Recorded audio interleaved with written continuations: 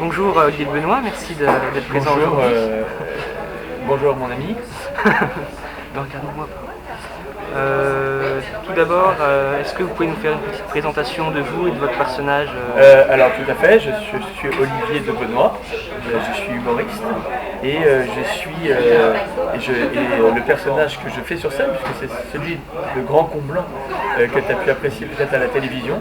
C'est un personnage qui a été écrit au fur et à mesure et on ne rit que de soi-même, donc c'est vrai que c'est sympa, ce personnage, il confond tout, il est con, mais il est persuadé que le monde a tort. Donc c'est un personnage qui est tout à fait attachant, je pense, pour les gens, parce qu'il est raccord avec ce qu'il pense, c'est-à-dire qu'il est persuadé que les choses sont différentes de ce qu'elles sont. C'est Maison Claude, il est jusqu'au bout persuadé d'être dans un bar de prostituées, alors qu'il est dans un commissariat. D'où vous est venue cette envie de devenir humoriste ? J'ai envie de faire rire, c'est pas très original, j'ai commencé comme magicien, et puis après, merci beaucoup, j'ai commencé comme magicien, et puis je me suis rendu compte que j'étais plus drôle que je n'impressionnais, et donc c'est comme ça que je suis devenu humoriste. D'accord. Comment avez-vous débuté sur scène? Quels ont été vos premiers pas? Les premiers pas sur scène, j'ai commencé avec le spectacle de Benoît Poulvord, qui s'appelle Modèle déposé. Et après, j'ai écrit mes propres spectacles, Né sous X, Love Story, haut débit et très très haut débit. D'accord. Était-ce difficile de percer dans le milieu humoristique déjà fréquenté par de nombreuses personnes à la base? C'est pas plus difficile de percer, déjà j'ai pas encore percé. Et c'est pas plus, je pense, dans tous les métiers c'est difficile, il y a toujours beaucoup de gens au départ, et c'est se démarquer qui est difficile, mais je crois qu'on a tous sa chance et que je ne crois qu'à une seule vertu, c'est le travail. Moi je suis pas très original, mais je suis sûr. Vous êtes actuellement en spectacle au Point Virgule à Paris et prochainement à l'Européen.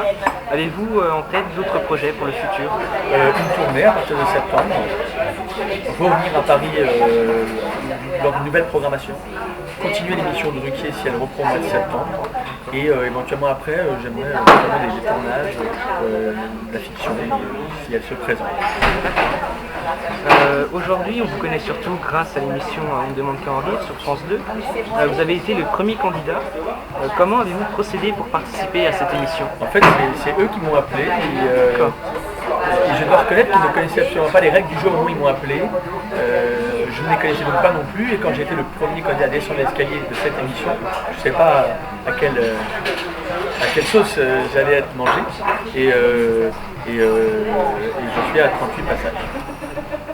On vous considère maintenant comme un sociétaire de l'émission. Comment vivez-vous cette montée en notoriété? Déjà, ça me vaut le plaisir de vous connaître, donc c'est déjà énorme. Et je le vis bien. La télé est un média qui est très violent. En fait, on vous connaît très vite, mais on vous oublie très vite.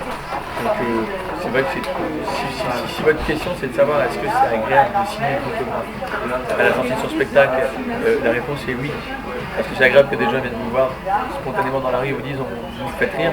Oui, mais je ne me fais aucune illusion sur le fait que ce soit des phénomènes qui sont des phénomènes qui durent le temps de l'exposition médiatique.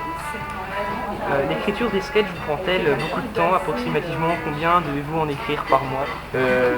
Pour finir je travaille avec un auteur qui s'appelle Vincent Leroy, et pour arriver à avoir un bon sketch, on travaille, je sais pas, 30 heures, 40 heures.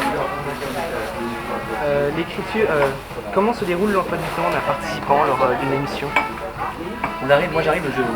J'ai inventé les matinées à l'émission, c'est-à-dire que moi j'arrive à 10h du matin. Les techniciens sont fous parce que j'arrive à 10h du mat pour prendre d'assaut le plateau et répéter seul juste avant que les autres candidats arrivent, il ne faut pas le dire. Et donc je répète en général de 10h à 1h, seul sur le plateau. Après on fait l'exercice avec avec les micros à 13h30. Et on enregistre 2 émissions le lundi, à 16h30 à 18h, et 3 émissions le mardi. Sachant que la 2e émission, tout ça à 18h, est en direct. Lors de votre premier passage, auriez-vous imaginé que vous seriez plus tard la star de l'émission, le plus vieux pensionnaire? Alors, non. Non, honnêtement, non, évidemment. Quand j'ai commencé, l'idée ne m'a même pas traversé l'esprit, honnêtement. Et il m'avait dit, tu verras, tu fais un sketch chez Ruquier, si tu l'aimes bien, il te fera revenir. Je me suis dit, on fait une émission de télé une fois comme ça, mais si j'avais su que j'aurais fait 30, parce que j'en ai fait en fait 38 passages pour mon 32e partie, si j'avais su que j'aurais fait, là j'ai fait les années bonheur lundi, qui passe le 21 mai, j'ai fait déjà plusieurs émissions de télé, etc. Je passe à l'européen au bout de 6 mois, alors que j'avais pas de production, j'ai chopé une prod, j'ai déjà 50 dates de tournée à partir de septembre. Si j'avais su que ce phénomène-là serait aussi important, je n'aurais pas. On m'aurait dit ça au mois de septembre, je n'aurais pas de déconne, c'est pas possible. À chacun de vos passages, vous débutez toujours votre sketch de la même façon avec une introduction que tout le monde connaît.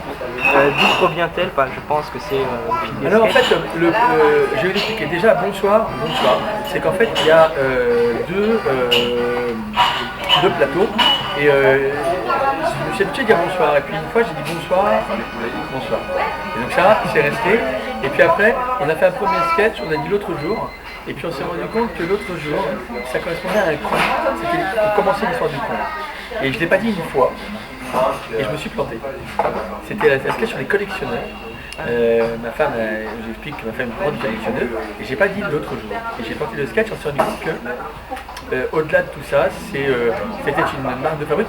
En fait, on ne choisit pas, c'est le public. Alors aujourd'hui, j'ai 4 ou 5 éléments qui me déterminent. Il y a bonsoir l'autre jour, il y a là, quand je salue un particulier ou la petite plongeon de l'ange, il y a de se frotter le sol et de se signer la tête avant de commencer son sketch. Il y a de se mettre la main gauche dans sa ceinture et la main droite dans la poche. Ça, c'est des repères qui sont devenus. Par exemple, pour la main dans la poche et l'autre main comme ça, c'est Jean-Luc Moreau qui m'a dit, lors d'un débrief, qui a dit voilà de Benoît, ce qui est génial, c'est qu'il arrive, il met la main là, le personnage est là, et le mec il en vient. Et donc, c'est lui qui m'a fait dire mais oui, il faut que je respecte des codes d'identification. Et donc voilà, ces codes-là sont tous cités. Et je suis très heureux surtout d'être identifié. Parce que je suis beaucoup imité. Et c'est une première façon d'avoir un peu de notoriété, c'est d'être imité. Le thème du sketch est maintenant imposé au bout de 10 passages. Est-ce plus difficile d'écrire aujourd'hui, même si vous avez battu le record de l'émission lors de votre premier sketch à thème imposé? Oui, c'est dur. Là, j'ai la glace. Le prochain sujet qui passe mardi, je vais le dire en exclusivité pour votre blog, c'est la glace au lait maternel est autorisée. Donc on verra si... évidemment que c'est plus difficile parce que on cherche quoi dire.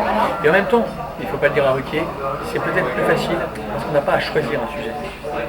Et on peut trouver un mauvais sujet. On peut tomber sur un mauvais sujet et on peut passer beaucoup de temps à se tromper de sujet. Donc là au moins, on nous impose la glace au lait maternel est autorisée. Voilà, de toute façon on est obligé de le faire. On n'a pas le choix sinon on y vient. C'est les bords de vacances. Comment cela se passe avec les autres candidats? Avez-vous l'occasion de discuter avec eux lors des tournages? On se bat énormément, surtout avec Hugues et l'Ascarguet depuis qu'il est invité, ce connard. Non, j'adore. Honnêtement, je sais pas pourquoi, mais je les aime tous. Arnaud de Samer est un type formidable, Jerry Ferrari est brillant et formidable aussi. Garnier Santou sont dans la vie comme sur le scène, c'est-à-dire deux yeux bernus, inventifs, drôles et magiques. Les Lascar sont géniaux également. Tous ceux qui fréquentent dans l'émission sont vraiment des types. C'est des gens bien. Comment se passe l'écriture d'un sketch en duo comme avec Babas, Kev Adams, Escarguet et aussi même une fois avec Jean Benguigui? Alors, déjà je précise que Jean Benguigui était au courant. On a travaillé ensemble, c'était pas de l'impro. La difficulté, c'est qu'un duo, c'est deux personnes qui ne font qu'un, qui sont fusionnelles. Et la difficulté quand tu fais un duo avec un autre humoriste qui a un univers aussi, comme Babas aussi, imposant, aussi caractérisé, c'est d'essayer de faire rencontrer deux univers. Et la première fois avec Babas, on n'a pas rencontré nos univers, on a fait n'importe quoi et nous on dit. Donc c'est moins stressant parce qu'on est deux sur le plateau, mais c'est plus difficile parce qu'il faut arriver à faire cohabiter deux univers différents. C'était plus facile avec sa mère parce qu'il était en réaction. Avec Cavadam, c'était un sujet imposé et l'autre on a fait n'importe quoi, donc ça a marché. Mais c'est plus difficile de faire cohabiter des univers différents. Est-ce difficile aussi, au bout d'un certain temps, de jongler entre l'émission, vos spectacles et votre vie privée? Oui, oui.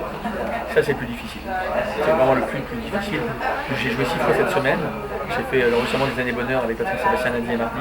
J'ai fait le festival de Saint-Gervais mercredi, jeudi. Donc j'ai tapé 1200 bandes pour aller jouer à Saint-Gervais. Là je viens de tester un sketch. Le dimanche, je viens de tester un sketch en première partie d'une pièce de théâtre pour voir si ça marche ou pas, le sketch sur le lait maternel. Je le reteste à 17h30, etc., etc. Je le retesterai peut-être ce soir dans un café-théâtre. On n'a pas de vie. Mais on n'a pas de vie, mais on n'a qu'une chance. Qu'est-ce que l'émission vous a apporté depuis vos débuts? Est-ce qu'aujourd'hui vous vivez de votre passion? Oui, c'est plus une passion depuis un certain temps. C'est un métier, comme un autre. Il faut le prendre comme un métier et surtout, il faut bien considérer qu'à partir du moment où il n'y a pas de logique financière, je disais passion tout à l'heure, si c'est une passion, à ce moment-là, il faut avoir un métier à côté. Mais là, c'est un métier, je fais bien ma vie entre le point virgule, l'émission et le reste, ça va. Donc j'ai pas de problème de ce côté-là, mais c'est une question intéressante parce qu'il y a beaucoup d'humoristes qui ne gagnent pas leur vie. Et c'est compliqué de se dire à quel moment...